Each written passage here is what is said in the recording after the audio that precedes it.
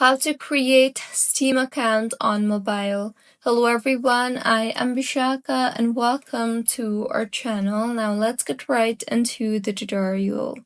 Firstly, go ahead and open your preferred browser and in the search bar, search for store.steampowered.com. Now tap on the three lines on top left of your screen and then tap on the login option you see there. You will then see the create an account option. Tap on that and then you will be required to enter your email address. So enter your email address and then re-enter your email address.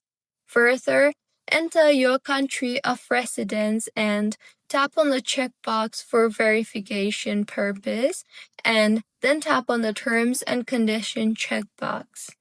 Now tap on the continue button and you will receive a verification code in the email address that you just entered.